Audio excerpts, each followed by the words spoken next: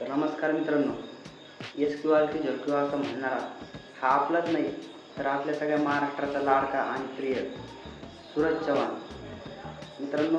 त्याची life journey, त्याचा टिकटॉकपासून तर मराठी बिग बॉसचा प्रवास किंवा असं म्हणता येईल त्याचा गरिबीपासून तर या स्टेजचा प्रवास जो आज त्या लेवलला आहे, हा मी तुम्हाला माझ्या व्हिडिओच्या माध्यमातून सगळं एक्सप्लेन करणार आहे की कोणत्या मोबाईलवर व्हिडिओ बनत होता आणि कसे व्हिडिओ बनत होता, त्याचा जन्म कुठं झाला, कोणत्या गावात तो राहतो आणि यापासून तर तो व्हिडिओ बनत असताना लोकांनी त्याच्यावर काय रिस्पॉन्स दिला याच्यापर्यंत मी तुम्हाला सगळं माझ्या व्हिडिओतून एक्सप्लेन करणार आहे. तर नमस्कार मित्रांनो, माझं नाव ज्ञानेश्वर बर्डे आणि स्वागत करतो मी तुमचं माझ्या एक नवीन व्हिडिओमध्ये. मित्रांनो, सूरज चव्हाण जो आज मराठी बिग बॉस गाजवतो आहे आणि अक्षरशः एक गरीब घराण्यातला मुलगा आज मराठी बिग बॉसमध्ये ते कोरडे गावाचे जे छोटंसं घर आहे, मी हे तुम्हाला या माझ्या व्हिडिओमध्ये तर दाखवतच आहे. अशा प्रकारे मित्रांनो त्याचं कोरडे या गावात असं घर आहे आणि तो ज्यावेळेस 15-16 वर्षाचा होता त्यावेळेस त्याला सोशल मीडियाचं खूप नाद होता. त्याला व्हिडिओ बनवायचा, सोशल मीडियावरती माहिती भेटली त्याला, तर त्याला खूप नाद होता व्हिडिओ बनवायचा. तर त्याच्याकडं पहिला आपला साधा फोन होता मित्रांनो, स्क्रीन टच होता, पण त्याचे काही कॅमेरा क्वालिटी वगैरे चांगली नव्हती. पण त्याने टिकटॉकवर ज्यावेळेस त्याला कळलं व्हिडिओ बनवायला त्याला भारी वाटायचं आणि त्यानंतर मग त्याने व्हिडिओ बनवायला सुरुवात केली टिकटॉकवर. तर तो टिकटॉकवर व्हिडिओ बनवायचा, हसायचे व्हिडिओ बनवायचा, पण तो लोकांना त्याच्या व्हिडिओच्या माध्यमातून हसवायचा प्रयत्न करायचा मित्रांनो. पण झालं ते उलटंच. लोक उलटंच त्याला हसायला लागले त्या व्हिडिओमधून आणि त्याला निगेटिव्ह कमेंट्स वगैरे आणि त्याच्या कंटेंटला अक्षरशः क्रिंज म्हणायला लागले लोक की हा काही पण करतोय. आणि तो त्याचा डायलॉग जो फेमस आहे आज त्या डायलॉगवरून की S Q R Q Z Q book की टेंगूर वगैरे, तर मित्रांनो त्या डायलॉगमुळे त्याचं आज करिअर बनलं आहे, तुम्ही बघू शकता. आणि तो टिकटॉकमध्ये ज्यावेळेस व्हिडिओ बनवायचा तर तुम्हाला तर माहीतच आहे की आपल्या खेड्यागावात जर एखादा काहीतरी वेगळं करायला लागला, माणूस व्हिडिओ वगैरे बनायला लागला खेड्यागावात, तर लोक त्याला वेगळेच रिस्पॉन्स करतात, लोक हसतात त्याला अक्षरशः की हा काय करतो वेड्यावानी खेडेगावामध्ये. आणि शहरात तर हे समजा सिंपलच आहे आजकाल, पण खेडेगावात मित्रांनो हे खूप अवघड आहे. आणि त्याला लोक हसायचे, त्याच्या व्हिडिओवर हसायचे लोक, त्याला गावात पण हसत होते. पण त्यांनी त्याचं काम चालू ठेवलं, लोकांकडे त्यांनी लक्षसुद्धा दिलं नाही आणि त्यामुळे आज तो कोणत्या लेवलला आहे तर तुम्हाला माहीतच आहे, तुम्ही तर त्याला बघतायच. मित्रांनो, आपण कोणतं पण नवं काम करायला गेलो ना, ते लोक त्यांना माहीत जरी नसलं तरी ते आपल्याला त्याविषयी काहीतरी वेगळंच बोलत असतात आणि आपल्याला मागं वाढायचा प्रयत्न करत असतात मित्रांनो. तर एवढं सगळं कानामागे टाकतं सूरज चव्हाण काम चालूच ठेवलं त्याने त्याचं टिकटॉकवर आणि बघता बघता त्याचे टिकटॉकवर चांगलेच व्हिडिओ व्हायरल गेले आणि त्याला अजून मग थोडंफार मोटिवेट झाला तो आणि तिथून त्याने त्याचं व्हिडिओचं करिअर त्याने सुरूच ठेवलं. मग तो थांबला नाही तिथून. टिकटॉकवर त्यांनी बरेच फॉलोअर्स कमवले होते. आता ते तर मला माहीत नाही, पण असं सांगतात की टिकटॉकवर पण तो बराच व्हायरल होता. आणि मित्रांनो, एके दिवशी की टिकटॉक बॅन झाला आपल्या भारतामध्ये, त्यावेळेस सूरज चव्हाणला अक्षरशः धक्का बसला. तो आज मराठी बिग बॉसमध्ये सांगतोय की ज्यावेळेस टिकटॉक बॅन झालं आणि त्याला दुसऱ्या कोणत्या सोशल मीडियाच्या ॲपवर काही माहीत नव्हतं, तर तो सांगतो की ज्यावेळेस टिकटॉक बॅन झालं तर तो खूप रडला होता त्या टायमाला. आणि त्यानंतर त्याच्या एका मित्रांनी की भाऊनी कोणतरी त्याला सल्ला दिला की इंस्टाग्रामवर प्रोफाईल बनव, हे पण एक व्हिडिओ बनवायचं ॲप आहे वगैरे. तर त्याने मग तो इंस्टाग्रामवर आला टिकटॉकवर. इंस्टाग्रामवर आल्यानंतर मित्रांनो त्याने त्याची प्रोफाईल बनवली आणि इंस्टाग्रामवर काम करायला सुरू केले मित्रांनो.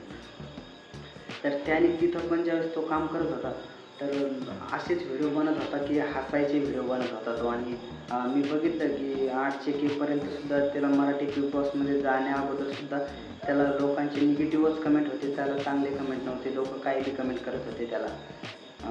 आणि पण त्यांनी त्या कमेंट्सकडं लक्ष नाही दिलं. भाऊचा कमबॅक तुम्ही आज बघू शकता, लोकांचे तोंड त्यांनी कसे बंद केलेले आहेत ते. हां मित्रांनो, सूरज चव्हाण एक गरिबाचा मुलगा आहे, पण त्याने खरंच स्वतःचं शून्यातून साम्राज्य उभं केलेलं आहे. कमबॅक असावं तर खरंच सूरज चव्हाणसारखा असावं मित्रांनो.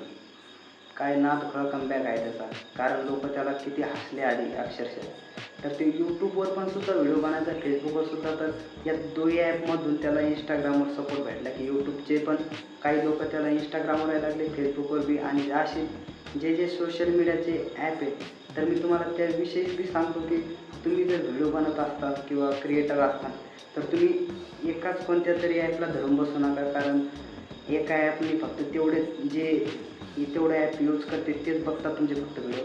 तर काय करा, यूट्यूबवर पण टाका, फेसबुकवर पण टाका, इंस्टाग्रामवर पण टाका. इंस्टाग्रामवरले फेसबुककडे जातील, फेसबुकवरले इंस्टाग्रामकडे येतील, किंवा मग यूट्यूबकडले इंस्टाग्रामकडे येतील, इंस्टाग्रामवरले यूट्यूबकडे जातील. तर हे त्यांनी एक नंबर काम केलं सूरज चव्हाणने, की त्याचं कंटेंट त्यांनी सगळ्या सोशल मीडियाच्या ॲपवर टाकलं आणि कोणाला न घाबरता, कोणाला न नाचता, कोणाकडनं लक्ष देता त्यांनी त्याचं काम सुरू ठेवलं.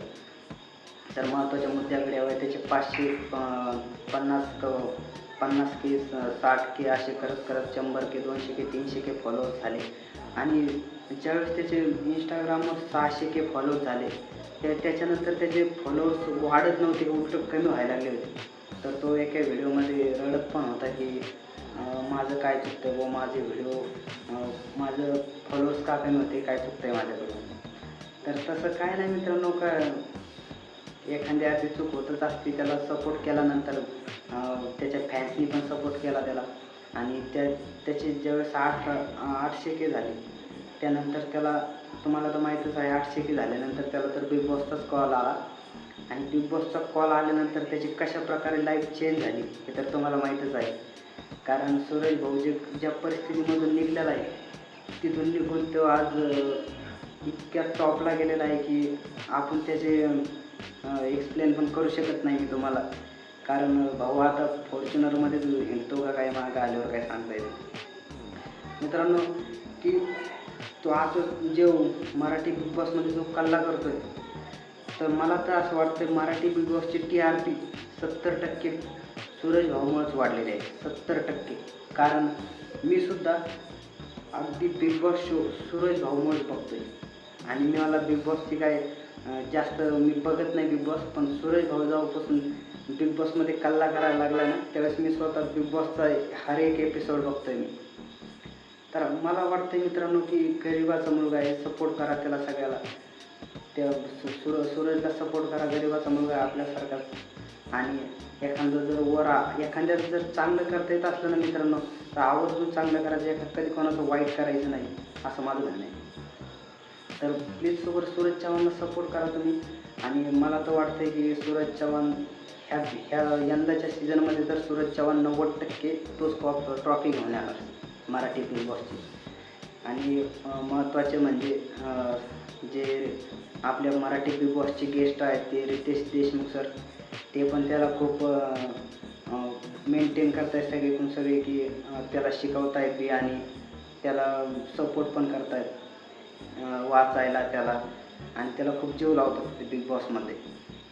तर भारी वाटतं आहे भावांनो, की एका गरिबाला सपोर्ट करायचा, किंवा ज्या माणसाकडं आहे सगळं काही त्याला अजून देत बसण्यापेक्षा ज्याच्याकडे काहीच नाही त्याला थोडंफार दिलं ना, तर ती वेगळीच मजा असते.